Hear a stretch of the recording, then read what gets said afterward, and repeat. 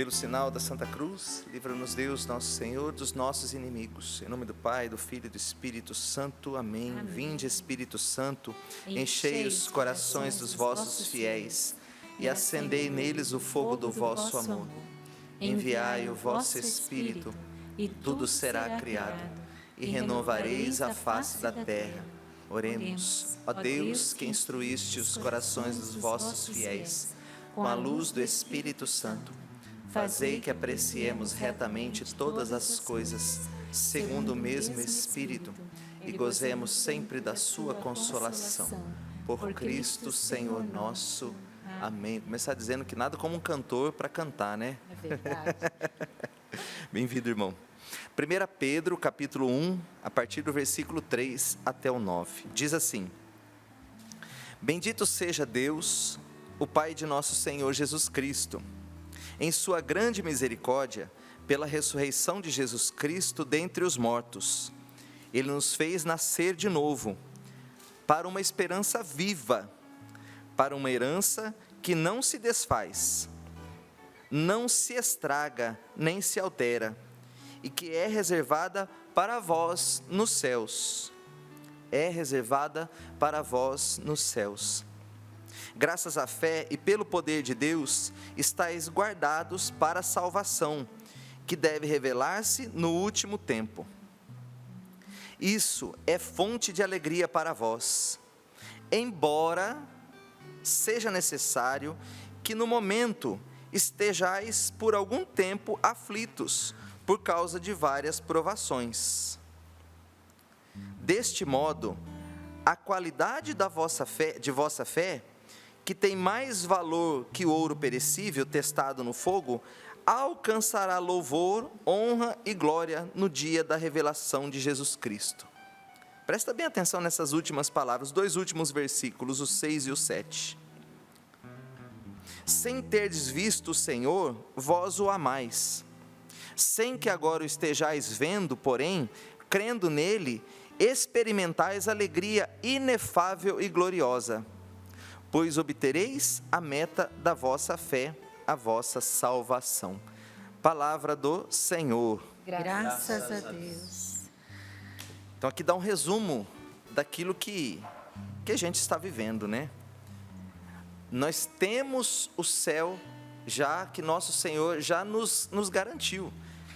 Mas nesse momento a gente passa por tribulações, e essas tribulações, né, é que vão testar no fogo, fazendo com que a nossa fé alcance louvor, honra e glória no dia da revelação de Jesus Cristo.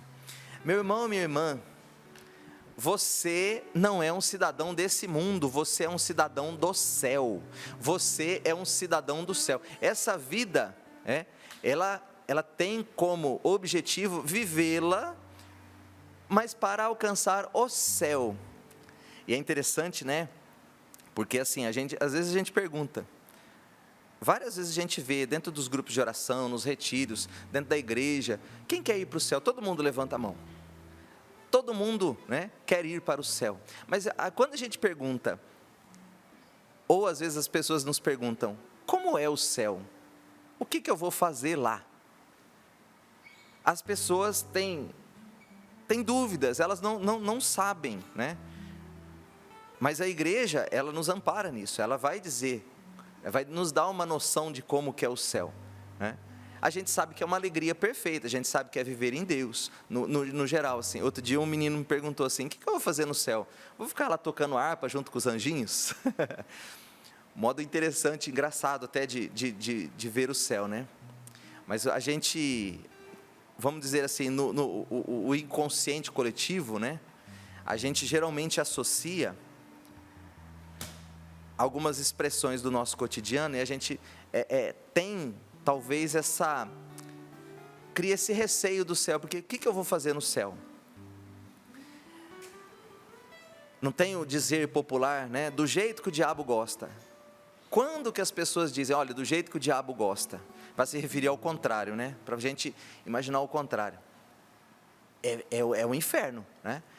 Mas como que é viver do jeito que o diabo gosta? Geralmente está na festa, está na gaiateira, enfim, está na festa.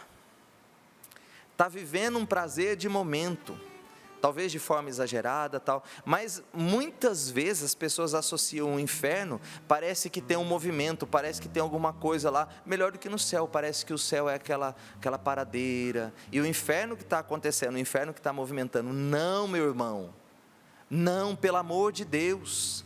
O inferno é um lugar de dor, de sofrimento. O próprio nosso Senhor Jesus Cristo vai dizer, é um lugar de dor e ranger de dentes.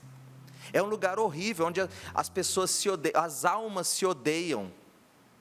É ódio puro, é vingança, são as piores coisas o tempo todo. O céu, ao contrário, não é felicidade plena. O céu é a felicidade plena. Mas vamos ter um pouquinho mais de noção em cima do que a igreja diz para nós o que é o céu, tá? Parágrafo 326 do Catecismo. O céu indica o lugar das criaturas espirituais. Você é criatura espiritual também, tá? Não é só os anjos, os santos. Você é criatura, você tem alma, você é criatura espiritual. Aí o parágrafo 2794, esta expressão não significa um lugar, espaço, mas um modo de ser. Ou seja, o céu não é, a gente indica para cima porque é que a gente se eleva, quando diz, né? Inferno, inferior, é a pessoa, ela se inferioriza, o céu se eleva. Então, não é que ela é em cima, não está acima das nuvens, tá? Mas é um estado de ser, é o estado da alma. O número 1024 do Catecismo vai dizer que é uma vida perfeita com a Santíssima Trindade. Esta comunhão de vida e de amor com ela, com a Santíssima Trindade, né? Com a Virgem Maria, com os anjos, com todos os bem-aventurados, chama-se céu. O céu é o fim último e a realização das aspirações mais profundas do homem, o estado de felicidade suprema e definitiva. Número 1025 do Catecismo. Viver no céu é estar com Cristo. Os eleitos vivem nele. Veja, não é só viver com ele, vivem nele. Mas nele conservam, ou melhor, encontram sua verdadeira identidade e o seu nome próprio. Você vai ser tudo o que você puder ser, na plenitude, quando você for santo, quando você chegar no céu. A Suma Teológica, né, de São Tomás de Aquino, primeiro volume, a questão 10, vai dizer que não existe tempo, como vimos, também nem espaço, né? Mas tudo está em Deus e é eterno, tá? Então, tudo está em Deus e é eterno. Como é que é, né, esse tempo de Deus? Ora, pensa uma pessoa que abre um mapa, vamos comparar, né? Não é assim, mas vamos comparar. A pessoa abre um mapa, o mapa do mundo. Ele sabe onde está a América Latina, onde está a América do Norte, onde está a Europa. Assim é o tempo para Deus, tá? É como no mapa, passado, presente e futuro. Por que que Deus conseguiu dar a Nossa Senhora a redenção de Cristo na cruz e ela nasceu imaculada? Porque para ele pode. Então ele pegou lá onde Nossa Senhora nasceu, no tempo aqui, nesse tempo, né? No Cronos. Pegou lá a graça de nosso Senhor Jesus Cristo, colocou lá para Nossa Senhora, lá porque Ele quis. Porque tudo, né, está ali para Ele, como que no mapa, Ele visualiza tudo. Já que é a morada da Santíssima Trindade, vamos falar um pouquinho da Santíssima Trindade. Deus é Espírito, João 4, 24. É o Pai, o Criador de tudo, né? Deus não é, de forma alguma, homem, a imagem do homem. Ele não é nem homem, nem mulher. Deus é puro espírito, então Deus não tem sexo, né? No qual não há lugar para diferença entre sexos, mas as respectivas perfeições do homem e da mulher refletem algo da infinita perfeição de Deus, as de uma mãe e as de um pai e marido. Catecismo da Igreja Católica, parágrafo 370. Jesus, embora, segunda pessoa da Santíssima Trindade, tenha se encarnado em seu corpo físico, né, e esse corpo está no céu ressuscitado, ele existe desde sempre. Na oração do creio, que é o primeiro catecismo da Igreja Católica, tá? Formulado pelos apóstolos, os primeiros apóstolos, tá? Diz que ele foi gerado, não criado, ou seja, saiu do Pai, é de mesma substância, é consubstancial. O Pai gera o Filho, a gente vê isso no credo niceno-constantinopolitano, doando-se a Ele, doando-se a Ele, entregando-lhe sua substância e sua natureza, não em parte, como acontece com a geração humana, mas em perfeita e infinitamente. São Tomás de Aquino chama isso de processão, lá na Suma Teológica, questão 27, primeiro volume. A melhor analogia com essas processões divinas pode ser encontrada no espírito humano, no amor que temos para conosco. Eu amo a mim, eu tenho consideração a mim. Só que eu sou uma pessoa. O amor que eu tenho dentro de mim, por mim mesmo, é algo, ainda está em mim, mas é diferente de mim. É distinta de nós mesmos, mas não está fora de nós. Assim é a processão. Então, Deus amou o seu Filho, então criou o Filho, a partir dele mesmo. A outra processão é do Espírito. Este procede do amor, como o amor do Pai e do Filho, ainda credo ensino constantinopolitano.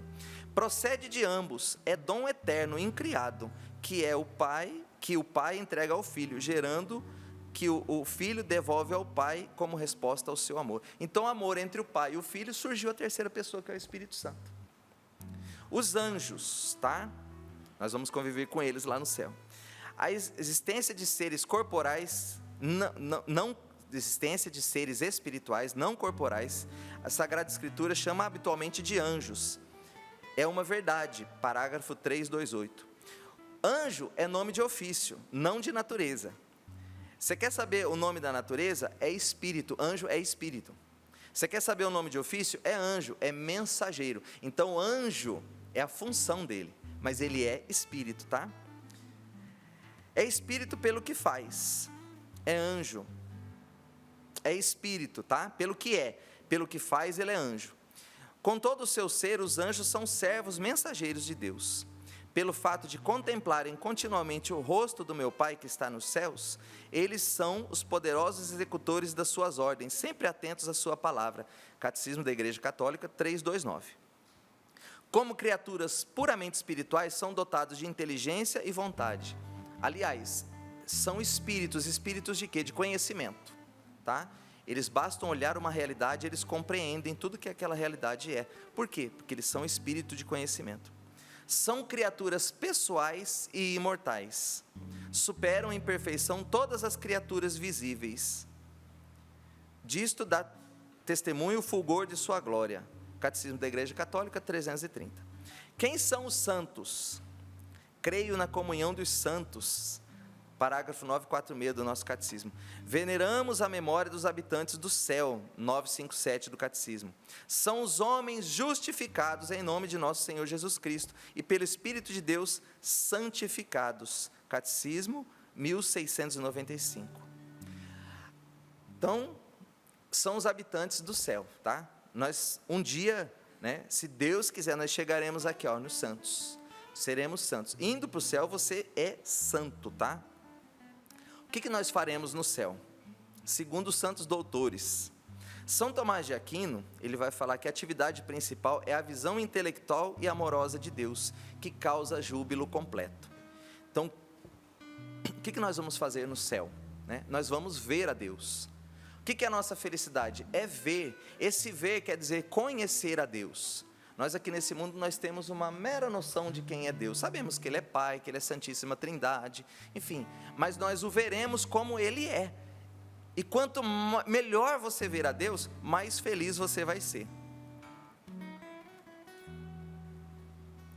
O bem-aventurado ainda São Tomás de Aquino, diz que o bem-aventurado, né, ele ama, conhece e se alegra. Não fica inativo. Eu vou descansar no céu. Vai nada. Você não vai ficar inativo, mas totalmente realizado. A contemplação da essência divina não absorve os santos, de maneira a impedir-lhes a percepção das coisas sensíveis, a contemplação das criaturas e a sua própria ação. Ou seja, você vai saber de tudo aquilo que acontece. A sua inteligência, o seu intelecto, o seu coração, sua alma vão ser iluminados pela graça e você vai saber, embora você tenha, né, o foco, vamos dizer, o principal nosso é Deus que nós estaremos vendo, mas Deus é verdade e toda a verdade vai ser revelada. Tudo que está acontecendo será revelado. Até mesmo a verdade das criaturas, das outras criaturas. Reciprocamente, essa percepção, essa contemplação e essa ação não os podem distrair da visão beatífica de Deus. Suma Teológica, questão 30 e questão 84. Santa Teresinha do Menino Jesus. No céu se vive um amor ativo. Olha só, né? Em concordância aqui com São Tomás. Você vai fazer alguma coisa. Não sei o que é ainda, mas você vai estar fazendo. Passarei o meu céu fazendo bem na terra. A visão de Deus, segundo Santa Teresinha, leva ao desejo de ajudar as almas. Olha aí o projeto Dai-me Almas, né? Que é muito mais um projeto no nosso coração de salvar as almas. Não é só de arrecadar. Você doa para a Canção Nova para que a gente possa salvar almas juntos. Mas no céu, essa visão vai ser, a vontade de salvar almas, né? Ela vai ser perfeita. Lá não encontraremos olhares indiferentes nem invejosos. Lá não tem inveja. Porque a felicidade de cada um será a de todos. Entre os mártires, nos assemelharemos aos mártires. Entre os doutores, aos doutores. Entre as virgens, às virgens. Assim como numa família, todos, sem inveja, confiam uns nos outros. No céu não tem desconfiança.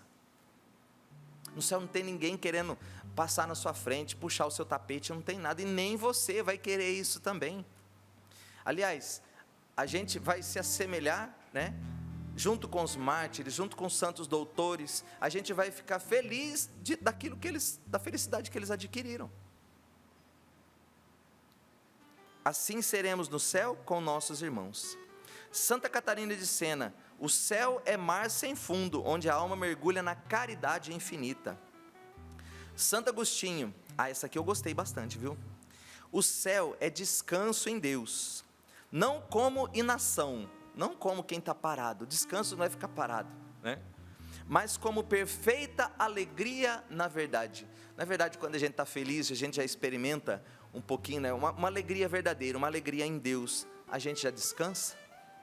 Descansa o coração, descansa a alma. Padre Jonas nos ensinou, né? Na Canção Nova. Mesmo cansado, para viver a vida fraterna. Que a vida fraterna nos refaz. Às vezes a gente sai da escala, chega cansado e tem uma festa. Não estava com vontade de ir para aquela festa, mas eu vou para viver a vida fraterna. A hora que chega lá, você descansa. Não é assim?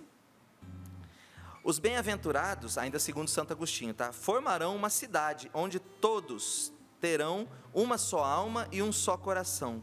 De tal sorte que na perfeição dessa unidade, os pensamentos de cada um não serão ocultos aos outros, nem os nossos pensamentos, eles serão ocultos uns aos outros. Tamanha unidade, tamanha confiança, tamanha alegria que um vai ter com a alegria do outro. Presta bem atenção, principalmente você que teve um parente, alguém muito amado que já se foi, que não está mais aqui conosco. E se você acha que essa pessoa é santa, falar para você, pedala, tá? Essa pessoa conviveu com você aqui, e não está mais. Mas olha o que Deus tem para a eternidade. No céu, tornaremos a encontrar os nossos queridos, embora a visão de Deus seja mais forte que tudo. Isso está no livro Cristão Diante da Morte, de Filipe Aquino, fala de Santo Agostinho. Santo Agostinho diz para nós que no céu nós tornaremos a encontrar os nossos queridos. Um fato muito marcante na minha vida, que me fez renovar a minha vontade de ir para o céu, foi quando a gente perdeu uma filha com 7 meses de gestação. Eu falei, eu não vou conviver com ela nessa terra, mas na eternidade eu vou. Eu que tenho que pedalar agora para ser santo, né? Só que uma outra verdade do céu também, tá? Eu trouxe até a Suma Teológica de São Tomás de Aquino para ler para vocês aqui. A vida eterna consiste na visão de Deus, conforme aquilo da Escritura. A vida eterna, porém, consiste em que eles conheçam por um só verdadeiro Deus. Logo, todos se veem igualmente a essência de Deus na vida eterna. Todos serão iguais. Mas o apóstolo ainda diz algo ao contrário. Nós seremos iguais sim em dignidade, mas presta bem atenção. Dos que veem a essência de Deus, uns a veem mais perfeitamente que outros. O que não se dá porque haja em uns semelhança de Deus mais perfeita que em outros. Pois essa visão não há de se realizar por nenhuma semelhança, mas sim porque o intelecto de uns terá maior virtude ou faculdade para ver a Deus que de outros. Ora, a faculdade de ver a Deus não é própria ao intelecto criado, não é própria da sua natureza, da sua inteligência, dos dons que você tem, tá? Pela sua natureza mesma, mas pelo lume da glória, que o constitui numa como deiformidade, ou seja, semelhança com Deus, né? Conforme resulta do que já foi visto. Por onde o intelecto que mais participar do lume da glória, mais perfeitamente verá a Deus. Ora, desse lume mais participa quem mais caridade tem. Porque onde há maior caridade, há mais desejo, e este torna, de certo modo, quem deseja apto e preparado para receber o desejado. Logo, quem mais caridade tiver, mais perfeitamente verá a Deus e mais feliz será. Ou seja, quanto mais caridade você viver nesse mundo, melhor, mais feliz você será no céu, porque melhor você vai ver a Deus. Mas Deus vai se revelar. Deus se revela por inteiro, mas é a capacidade que nós teremos no céu de absorver esse conhecimento de Deus e essa felicidade. Aí eu preparei aqui rapidinho uma escala, vamos dizer assim, de personagens bíblicos como tipos de alma, tá? Para a gente ver onde que a gente está nesse processo de adquirir esse lume, essa faculdade de ver a Deus. Vamos dizer assim, um intelecto espiritual. O perverso ou obstinado. Eu coloquei aqui os fariseus. Eles planejam, premeditam o mal, prejudicam a muitos com suas ações. Eles vivem com raiva, em embates, e seu prazer é destruir seus oponentes. Dia e noite arquitetam como ter mais força às custas de demonstração de maldades. Agem sempre à margem da lei, à margem da moral. Não sentem remorso, pois sua razão foi corrompida. Os fariseus, eles tramaram a morte de Jesus. E não tão somente, né, quando Jesus ressuscitou, e os soldados que eles mandaram guardar, porque dizia-se que Jesus iria ressuscitar, os soldados vieram para eles dizendo que os anjos apareceram e disseram que Jesus ressuscitou. Então eles tramaram ainda pior. Então nós vamos pagar vocês, para vocês dizerem ao povo que os apóstolos roubaram o corpo. Eu falo, meu Deus do céu, que mente corrompida, que alma corrompida. Muita gente procura um milagre, né? E aquele milagre, ele é um sinal da existência de Deus. Eles tramaram a morte de Jesus. Não satisfeitos, para prevalecer aquilo que eles queriam, ainda pagaram soldados para dizer mentira para o povo, para ficar a versão deles. Então esses aqui, eles estão bem longe de Deus, eles têm que deixar essa vida. E aí a importância da gente rezar pela conversão, porque dificilmente essa mente corrompida, essa alma corrompida, ela se volta para Deus por uma tomada de consciência. Precisa o Espírito Santo ir lá e buscar de alguma forma essas pessoas aqui. Depois o vicioso ou depravado, tá? São pessoas que vivem uma desordem interior. Eles vivem uma subcondição de ser pessoa.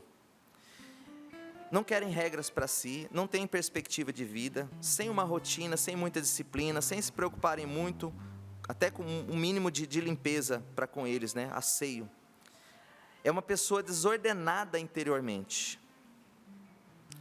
Eles vivem, seja por influência, eles não querem ser maus como esse aqui. O perverso obstinado, ele escolhe, ele quer ser mau, ele quis. Esse aqui não escolheu, mas o meio, a vida foi empurrando, foi colocando ele.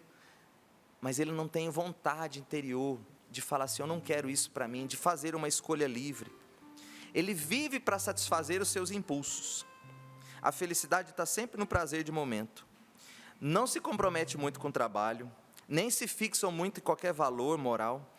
Seus relacionamentos geralmente são pautados na paixão pura, ou seja, na compensação que recebem por estar perto do outro. Aqui nessa classe eu coloquei Herodes, né, que embora todo o poder que ele tinha, ele se viu numa situação em que ele deixou-se levar, e ele conhecia a palavra. João Batista pregava para ele se encantava com a palavra, mas ele não teve coragem de fazer o certo diante da pressão do meio. Sansão também, que vivia numa cultura filisteia, né? Vivia de vingança, vivia arrastado por sua paixão. Vamos lá, vamos subir o nível aqui. Tá? O que essa pessoa tem que deixar? Ela tem que aprender a ter essa ordem interior, né? Se fixar num valor, ter rotina, ter compromisso com a vida, com o trabalho, com algumas coisas assim. Vamos lá então, vamos subir o nível. Depois vem o incontinente. Um pouco mais acima vem aquelas pessoas que conseguem sim se comprometer com algum valor, mas ainda para satisfazer as suas necessidades imediatas. Cumpre aquilo que lhe é pedido, a sua obrigação, apenas porque é obrigação, mas para ter uma certa estabilidade nesse mundo. Ele trabalha, paga suas contas, se relaciona, estuda, mas só para manter aquele nível de conforto. Tem gente vivendo até assim, fala, eu não faço mal para ninguém. Eu faço o meu trabalho, cumpro com a minha obrigação, mas não vê a hora de chegar final de semana, porque ele trabalha para sustentar o confortozinho, muitas vezes, dele de final de semana. Simplesmente para isso, está bom aqui, está bom. Se puder, ele vai agir sim, pela malandragem. Geralmente ele burla pequenas regras, pequenas desobediências, né? Se compromete até em sacrifício, até um certo ponto, mas não mais que isso. Empurra a culpa das coisas para os outros. Aconteceu alguma coisa, ele sabe que é culpado, mas ele empurra para os outros. Está sempre envolto em discussões, pequenos ciúmes e pequenas vinganças. A gente pode colocar aqui Pilatos, que ele reconheceu o justo, mas ele cedeu também por conveniência. Zaqueu, antes da sua conversão. Judas Iscariotes, ele está aqui também. Tem fraquezas moral, né? Prefere o conforto público do que um compromisso. Vamos subir de nível. O prudente é justo, são pessoas de bem, corretas, né? Honestas, capazes de sacrificar até por os outros, elogiam, reconhecem o que o outro tem de bom. É comprometido sim com o trabalho, numa causa, com regras, com leis. Ele tem consciência de que a dignidade se faz às custas de esforço e sacrifício próprio. Até se desfaz de um apego seu, de um gosto seu, em bem do nós. Mas falta, tudo ainda isso ele faz por senso de dever, falta uma benevolência na sua vida. E geralmente quando alguém pisa no calo dele, ele não admite. Quando ele não é reconhecido, ele não admite. Ele briga nessa hora, né? Quem pode estar aqui? Gente, às vezes eu vejo até alguns ateus que vivem isso aqui. E estão felizes com a sua vida, tá? Alguns ateus, às vezes, questão de justiça, de ser correto, de viver dentro da moral, dentro da lei, às vezes eles são até mais corretos que nós cristãos, muitas vezes. Só que não é pelo um bem maior, não está na transcendência, tá? Ainda está no nível do conforto próprio.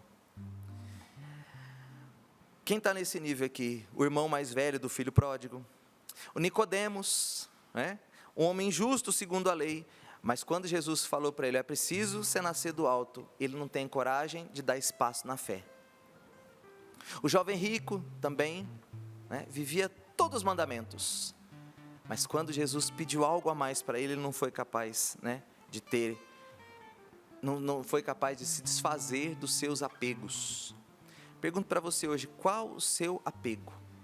Quais são os seus apegos? Se você não tem coragem de se desfazer deles, você ainda não é totalmente livre, meu irmão.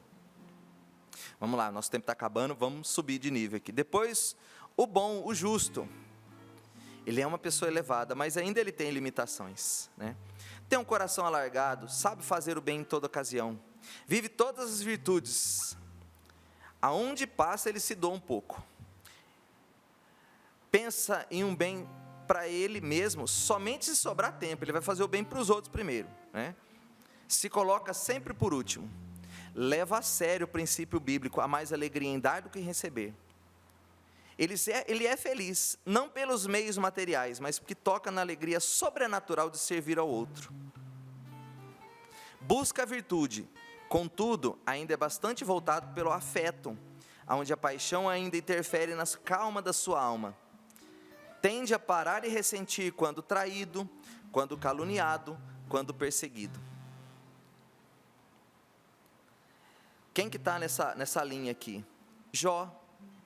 Ele era fiel a Deus. E mesmo no sofrimento, né? Mas ele, principalmente no começo do livro de Jó, ele tem uma necessidade de defender fortemente a sua própria justiça. A gente vê isso na discussão com os amigos dele ali, né? De desejar se justificar diante de Deus. Meu irmão, minha irmã, você precisa deixar isso aí, de ficar se justificando diante de Deus. Questiona o motivo de seu sofrimento. Também Simão Pedro, antes da sua maturidade, né? Ele se mostra pronto, mesma hora que ele falou, eu vou morrer contigo, Jesus. Daqui a pouco ele nega Jesus. A hora que a coisa aperta, ele nega Jesus. Então falta esse tiquinho aqui ainda, né? Jó depois vai falar assim no final do seu livro, né? Eu te conhecia de ouvir dizer, mas agora meus olhos te veem. Então falta esse pouquinho.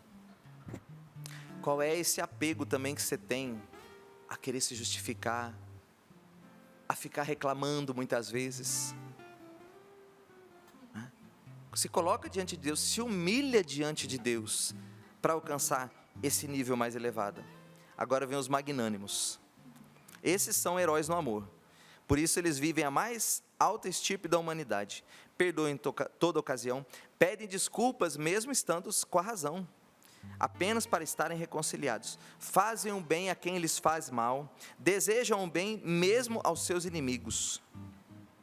Encontram a felicidade e o sentido de suas vidas na bondade restrita.